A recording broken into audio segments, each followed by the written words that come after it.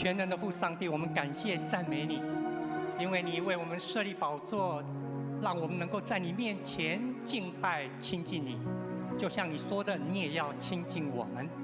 我们感谢你，借着主耶稣基督，让我们的生命重新设定目标，让我们能够向着你所为我们预备的价值跟意义来奔跑。这是我们今天的生活中间的一个引导带领。感谢你，也借着你自己所预备圣灵的带领，让我们能够口唱心和，再次经历敬拜的喜乐。恳求主，你带领我们，让我们能够进入你的圣殿，进入你的心，就像主你在我们中间一样。这样感谢祷告，奉耶稣基督圣名，阿们。弟兄姐妹，大家请坐。在我们长老教会，每个月都会有一次特别的奉献，大家全台湾1270间的教会一起关心这样的一个宣教事工。今天是文字事工主日，也就是说，上帝的话借着文字记载下来，让我们能够来认识、来领受，成为我们生命的帮助。所以今天非常感谢卢俊义牧师要跟我们中间一起来分享，特别是经过仔细查考的福音书。我们每一天我们常在读的福音书是经过仔细查考的。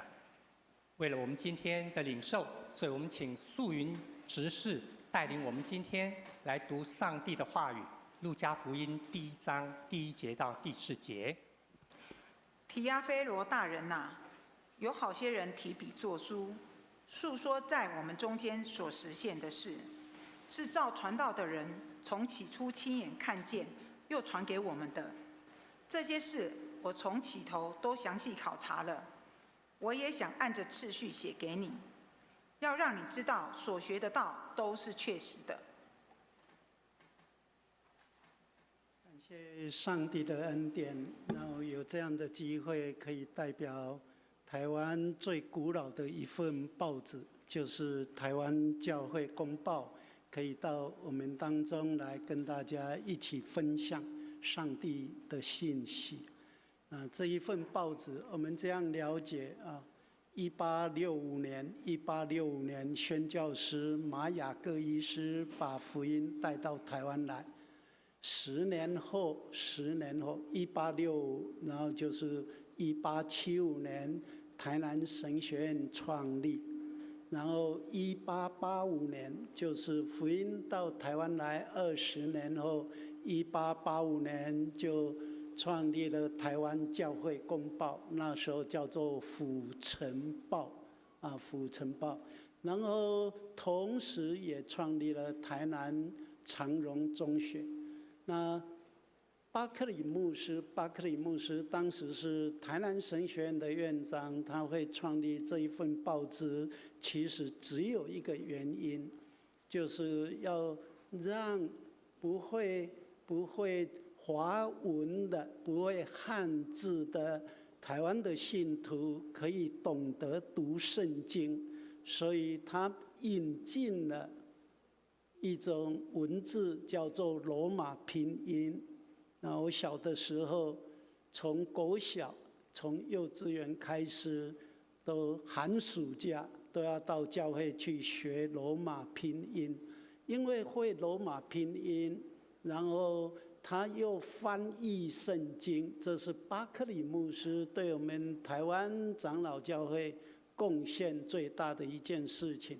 会罗马拼音，然后翻译圣经，然后就读罗马拼音的圣经那这个就打下了我们教会信徒的基础，那这一点就很重要。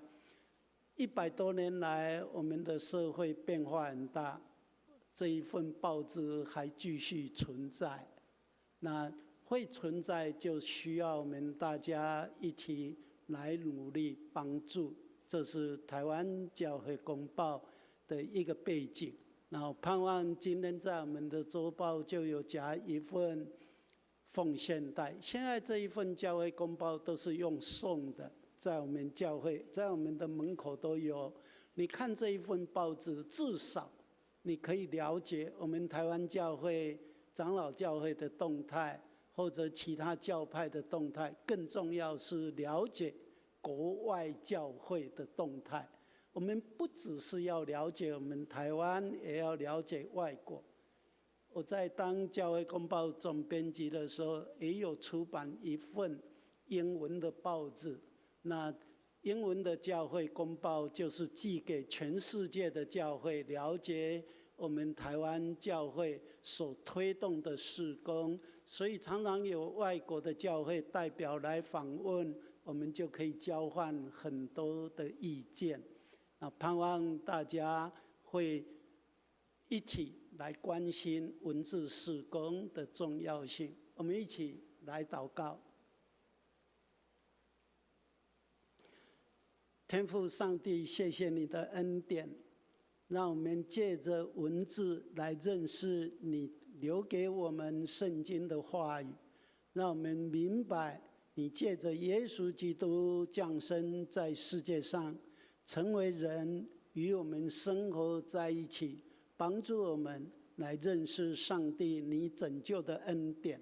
我们恳求主你的圣灵开启我们的心门，让我们了解圣经的话语，以及相信耶稣基督是我们生命的救主。愿你的灵与我们同在，感谢你的恩典，奉主耶稣的名，阿们。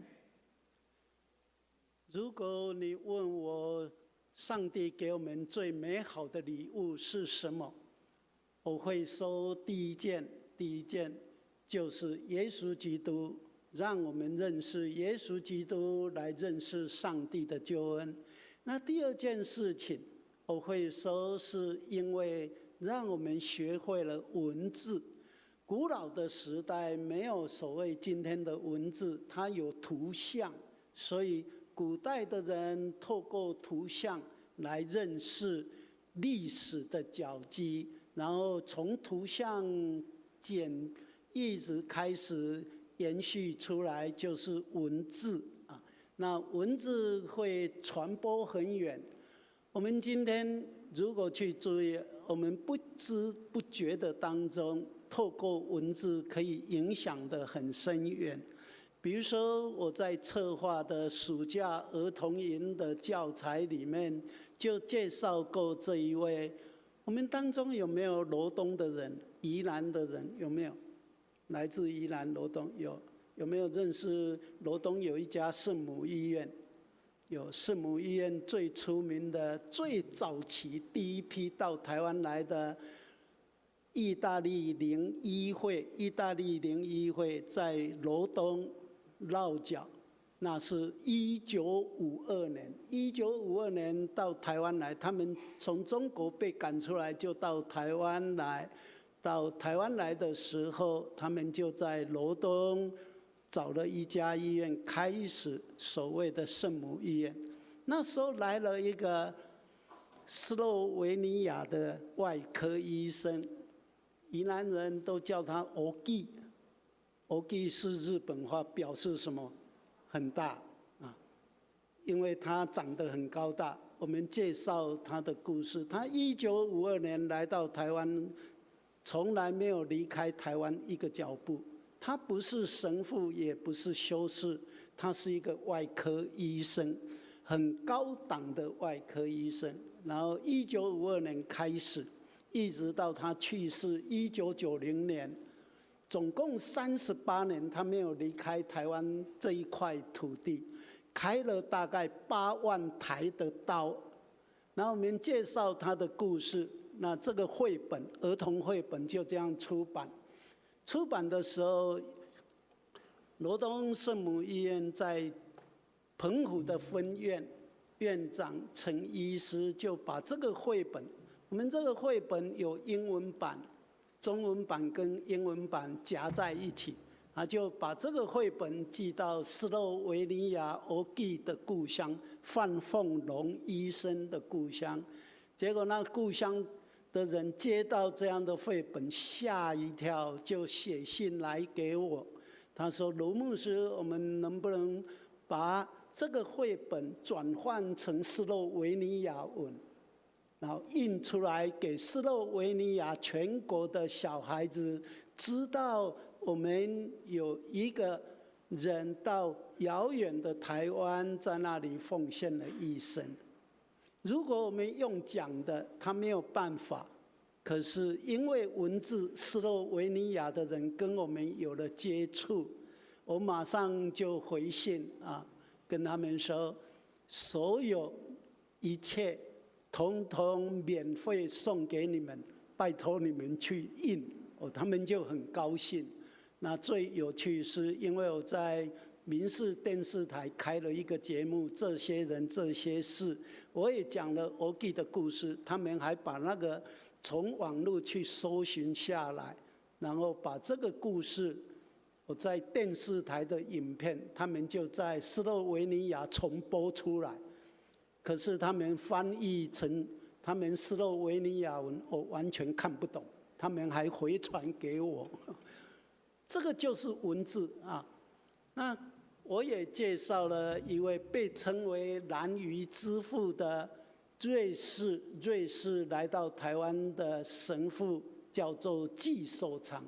南鱼的人称他为南鱼之父。那这一个神父纪守常的故事也出版，我们也在儿童营的教材介绍他，很有趣瑞士白冷会，天主教白冷会，他们希望把它翻译成为德文跟法文，在瑞士印出来，也是在征求我们总会能够同意。我说全部都免费，让他们怎么用都没有关系，因为这些宣教师把福音带到台湾来，我们回馈唯一可以回馈的方式，就是这些故事，我们在纪念他们在这里留下美好的脚迹，就可以跟更多的人去分享。那这是我要表明的，文字确实影响很大。我们刚才在读的路加福音这一本福音书，打从开始，我们知道有4本福音书，4本福音书可以确定作者是谁的，就是路加福音。那我们知道路加福音的作者就是路加，他是一个医生，他同时也写了另外一本，有没有人知道？使徒行传也是他写的，所以他同时写了2本很重要的书。使徒行传是可以说基督教会最早的一本史书那路加这一个作者，因为他不是犹太人，所以他是针对犹太人瞧不起的外邦人来写福音书。他写福音书是针对外邦人来写。那最有趣他跟保罗到处去传福音，他知道犹太人最讨厌的人就是外邦人。那另外呢，他们犹太人同样是犹太人里面，他们犹太人不太喜欢的一种人，他们叫做罪人，有罪的人。罪人他们说3种人是罪人。第一种就是税吏，那税吏用今天的话来讲叫做什么？国税局的人税捐处的人。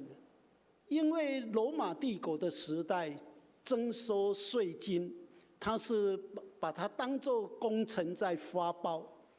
比如说士林区，我只要收多少钱，你只要交多少钱给我你来承揽士林区的税务，你要收多少那是你的事，我只要你交给我多少就可以。所以我们知道这样很会诱惑人心，我会多收一点。那有一个人很出名叫撒该，有没有？路加19章，这一个撒该就是税捐处的处长，他都征收了很多，所以他遇到耶稣的时候，他才会说什么？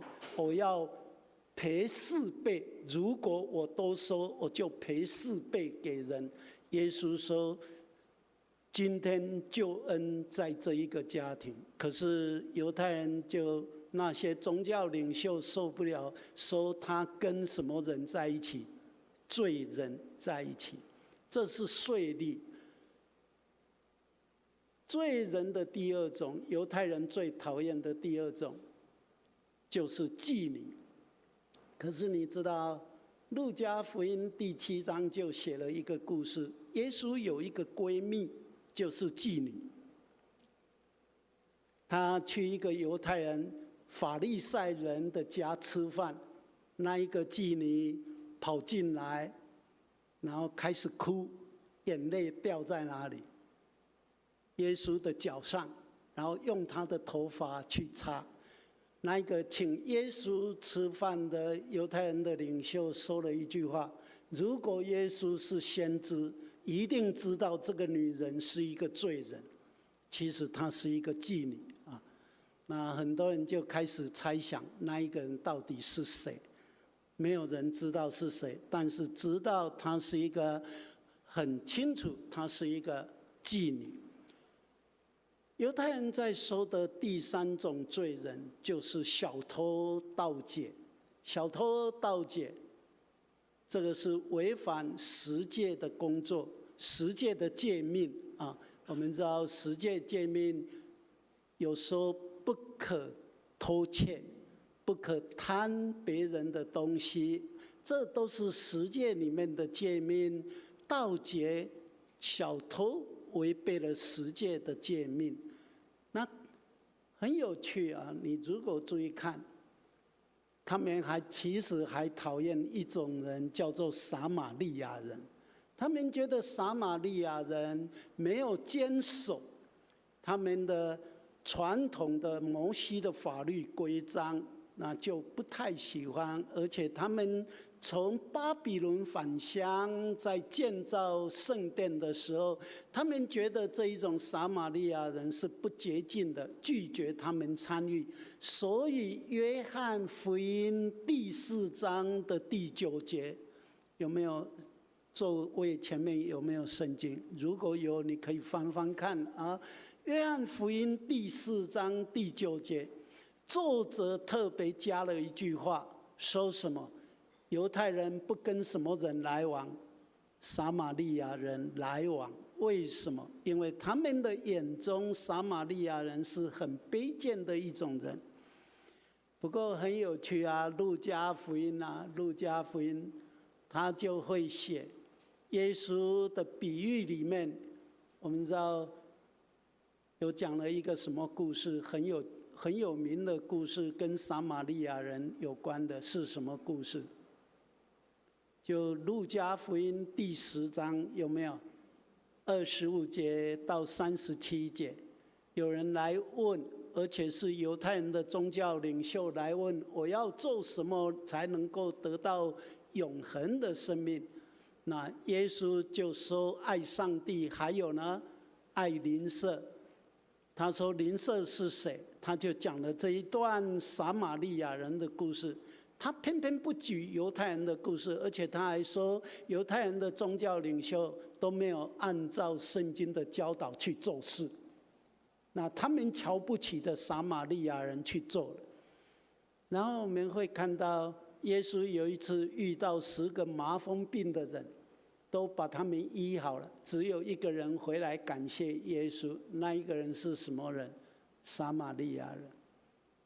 你看，这个路加很有意思哦，他就专门写这一本福音书给外邦人看，然后特别关心当时的社会最不喜欢的基层的、最厌恶的对象，他要告诉他们，耶稣非常爱这些人。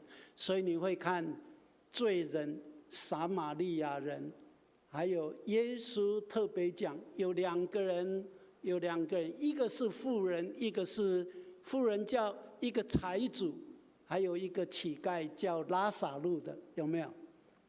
然后2个人都死了。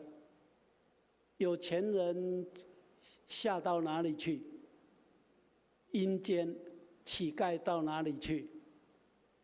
天上啊，是亚伯拉罕那里。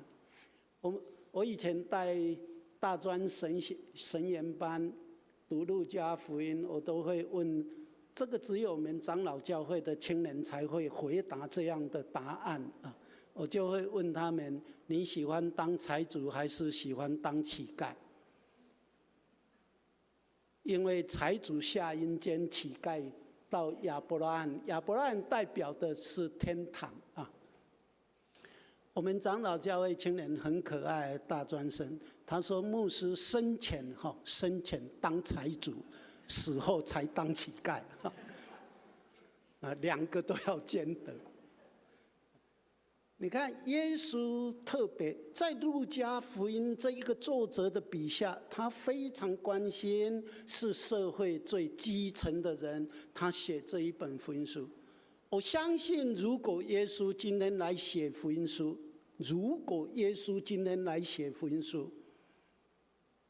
或者是说路加写耶稣的故事，在今天来写，我相信路加的笔下会说耶稣很喜欢同志，会邀请他们来跟随他，甚至于门徒当中会有什么人？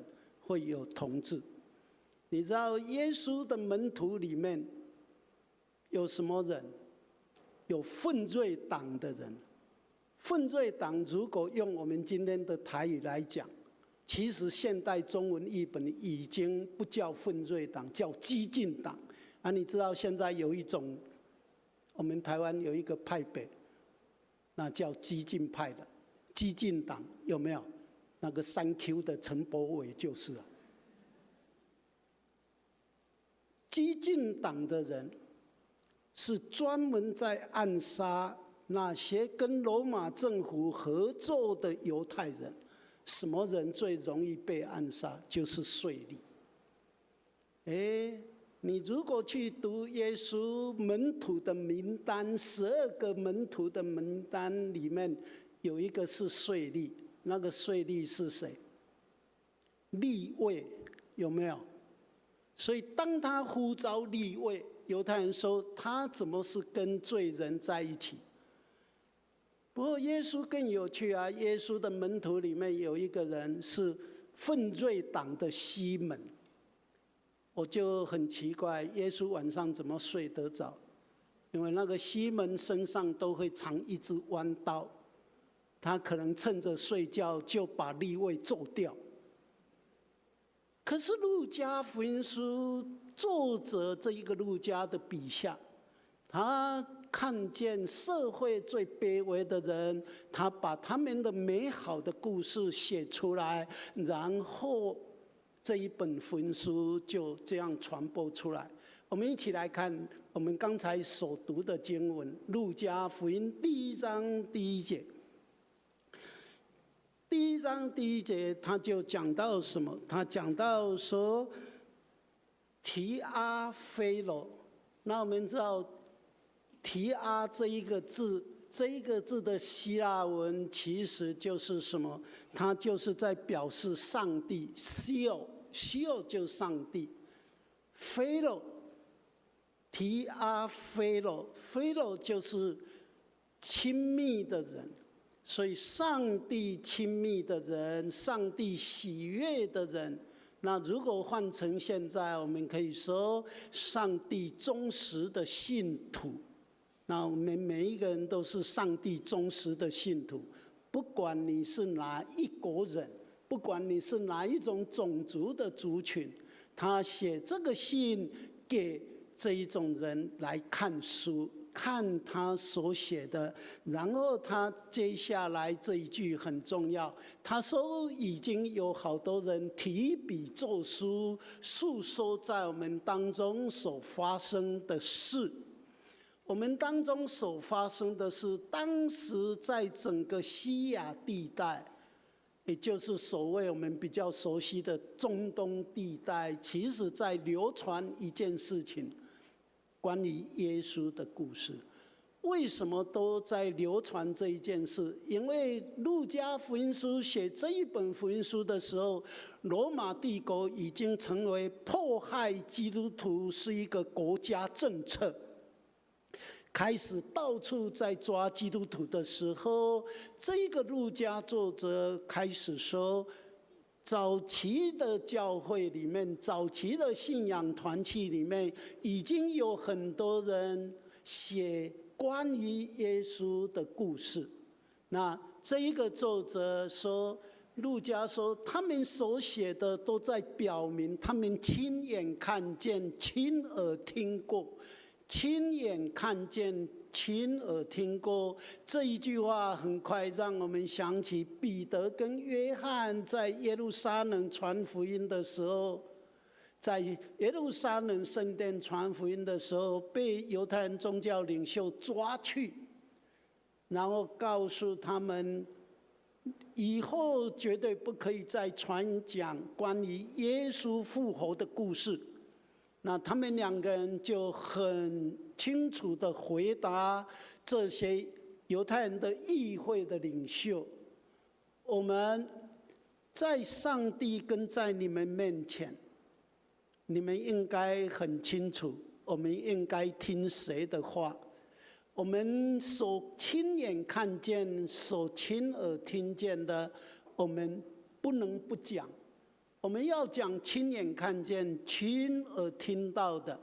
这个就是这一个路加。路加他不是犹太人，他跟保罗在一起，然后到处去传福音，他就发现早期的教会流传了关于耶稣基督的故事的资料，所以他就有机会把这些资料拿起来看、拿起来翻。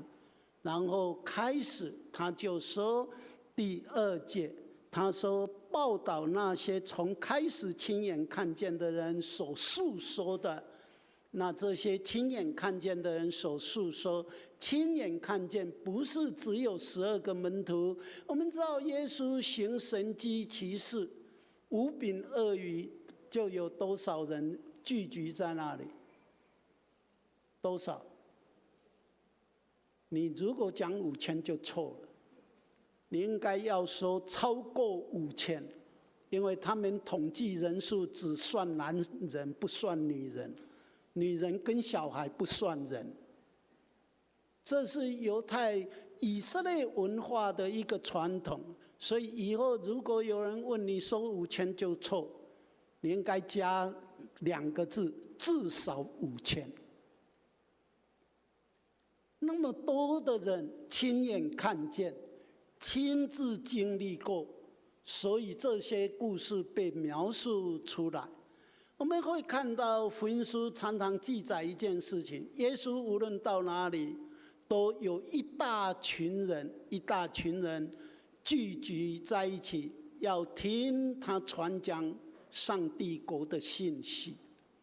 然后我们看第3节，他就说，很多人在传播这些所说的。第3节他说什么？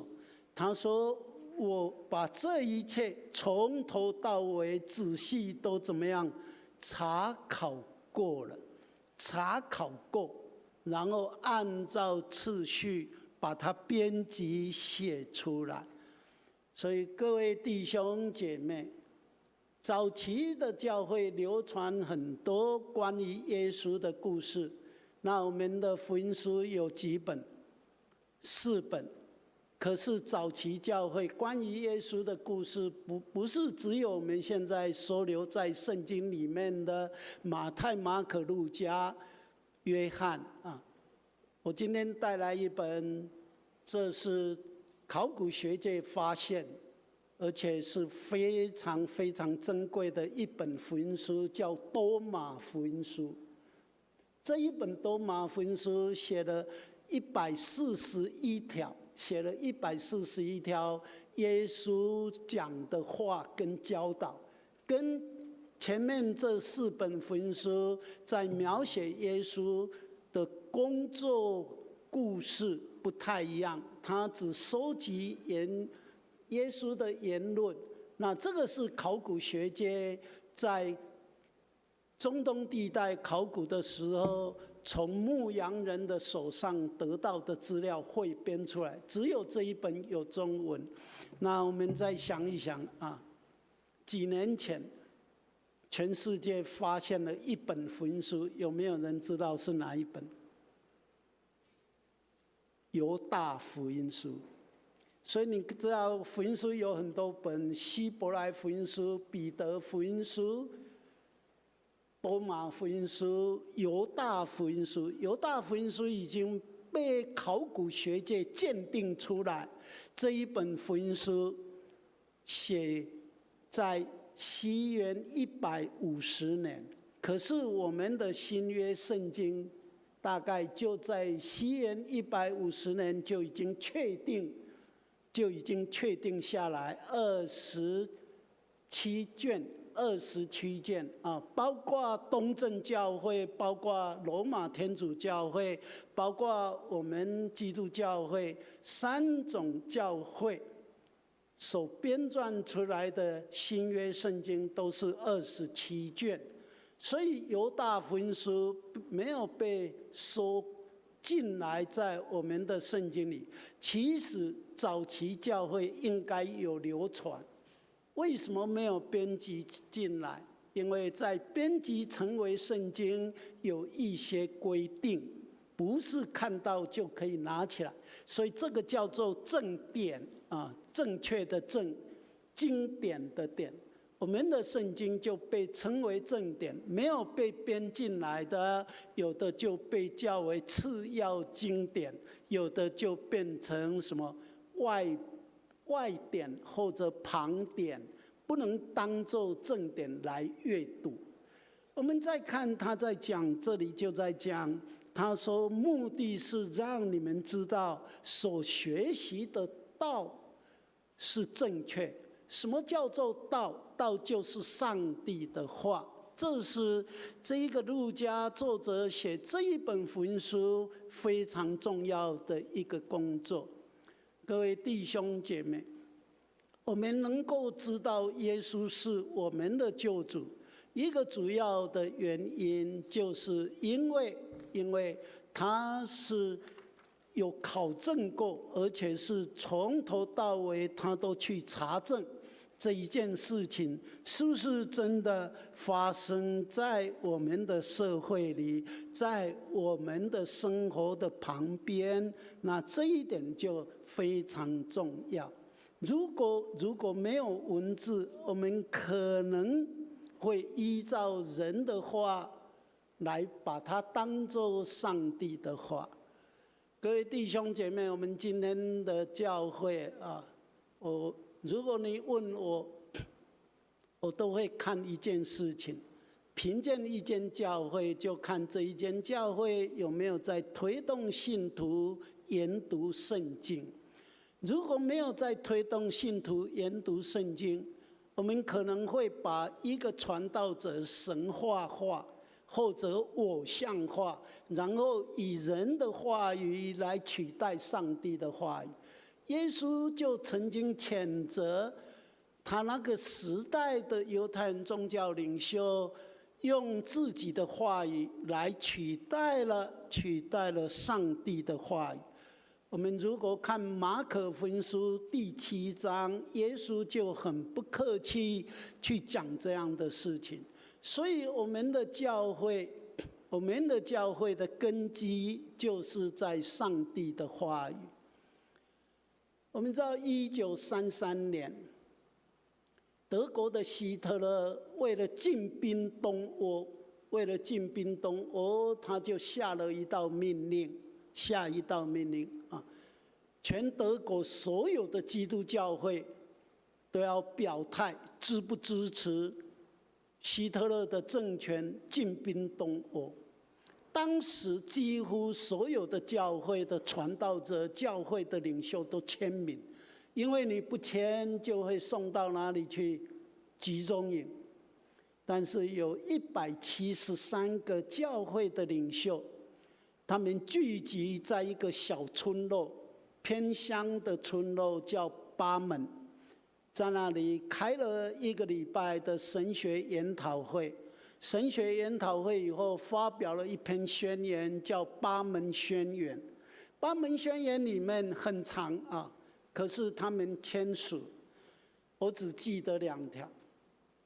第一条，他们说的第一条，教会的根基是建立在耶稣基督。我们听从耶稣基督，因为他是教会的主，教会的主。第5条写得很清楚，教会有义务、有责任宣扬圣经的话语，没有责任、没有义务替政府宣扬政策。这样听得懂吗？教会有义务、有责任宣扬圣经的话语，没有责任、义务替政府宣扬政策。结果这些人被抓的抓，逃的逃。我去看过一座集中营，那个集中营就是专门关这些牧师参加的牧师。那个囚室里面，那些牧师后来都死掉，就把他们的相片挂在他的囚房里面啊。我去德国去参访过。我也去看八门宣言后，在这个八门这一个小镇，这个叫做最热闹的一条街道。如果像我们士林，可能就在士林夜市啊，那个街道的中间设立了一座纪念碑。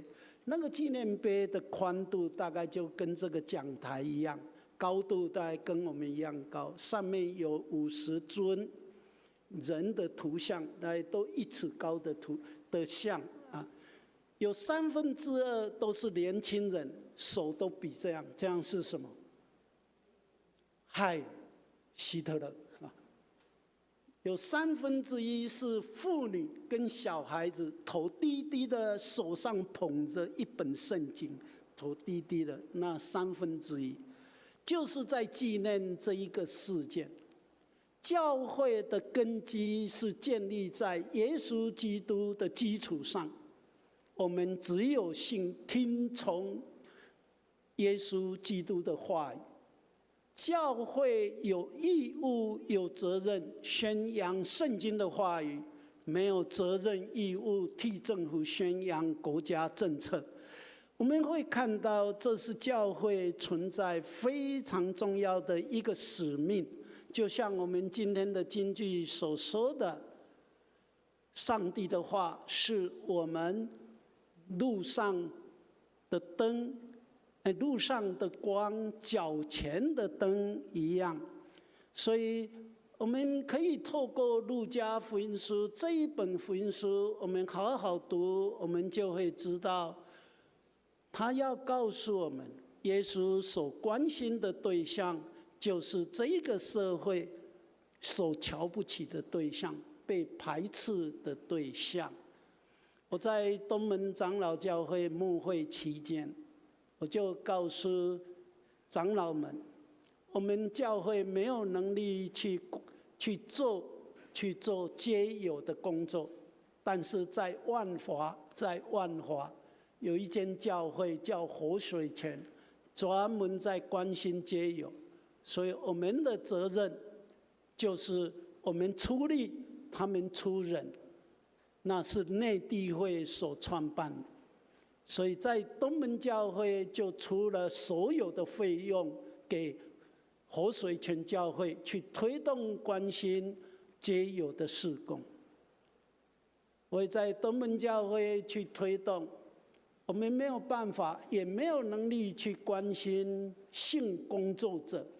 所以我跟小会、跟执事、长执会说，我们有责任来关心这个社会被撇弃的对象，就好像耶稣在关心妓女一样。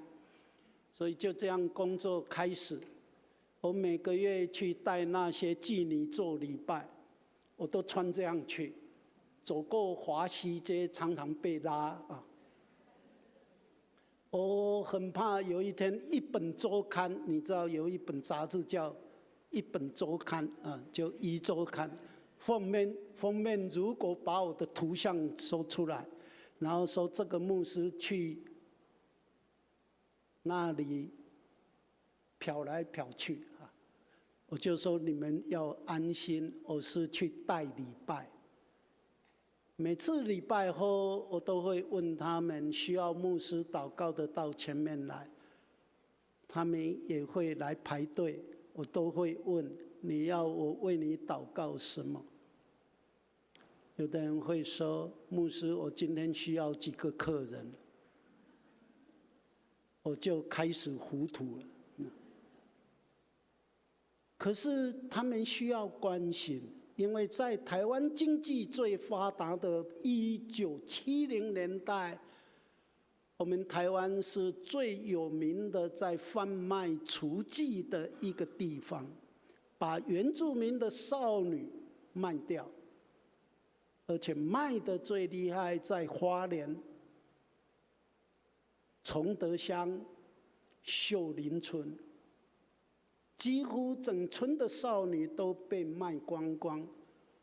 我也参与去救援的工作，跟瑞士白冷会的神父合作，透过台北李春生长老教会的青年团契，他们要出钱，然后请我去找10个孩子。可是我们找到以后，跟李春生长老教会的青年团契讲好了，没有多久再去访视。李春生长老教会青年要去访视的时候，那10个国小的孩子，4年级到6年级全部都被卖掉。那是在布农族海端乡的。各位弟兄姐妹，如果我们读路加福音，就会知道耶稣在关心的对象，就是我们今天社会被边缘化的人。越被边缘化，却是我们的福音最需要给予支持、给予关怀的对象。我盼望我们的士林长老教会，我们坐落在这个地方，我们应该来想想，在我们士林区的地方，哪些是我们需要去关心，甚至于扩大到整个台北地区，我们可以处理关心的什么？不要忘记，同志是我们应该可以伸手带他们一起来参与信仰团契的行列。愿上帝赐福我们，一起来祷告。天父上帝，谢谢你，让我们透过路加这一位作者，他写下了耶稣的故事，让我们来学习跟随耶稣的脚步，关心我们社会弱势的族群。愿你的慈爱与我们同在，增添我们这样的信心。感谢你的恩典，奉主耶稣的名，阿们。好，各位弟兄姐妹，让我们一同站立，用诗歌来回应。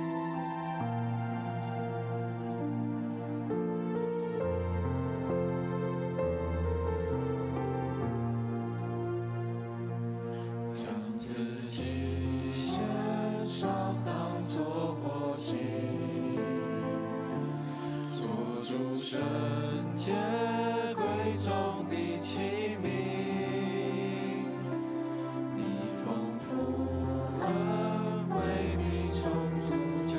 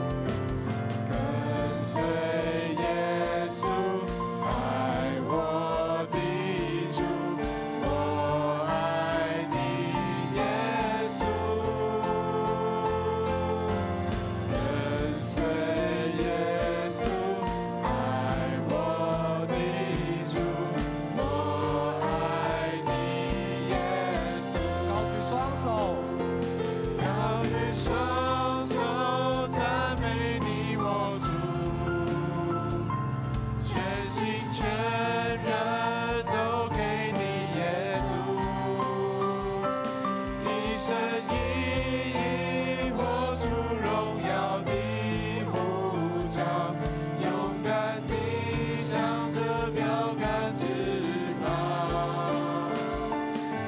声音活出荣耀的呼召，勇敢地向着标杆直跑。声音活出荣耀的呼召，勇敢地向着标杆直跑。会众请坐。感恩奉献，奉献完我们请卢牧师为我们祝福祷告。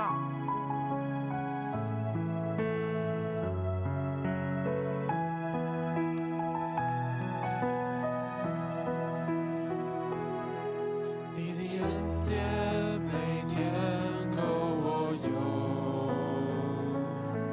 纵有困难也不会逃避。有你与我一起，我还惧怕什么？赐我勇气去改变自己。哦，耶稣，耶稣。耶稣，奉献一生，皆因最爱是你。为了你，我愿将一切抛弃。耶稣，我要得着你。哦，耶稣，耶稣，耶稣。奉献一生，皆因最爱是你。为了你，我愿将一切抛弃。耶稣，我要得着你。哦，耶稣，耶稣，耶稣。奉献一生，皆因最爱是你。为了你，我愿将一切抛弃。耶稣，我要得着你。我已决定，我一生最爱是你。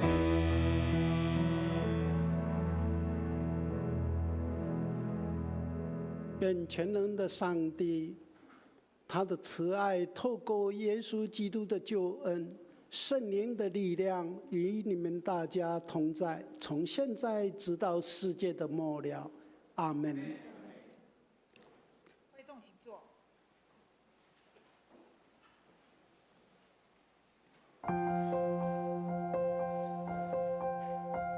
请于订阅完再离席。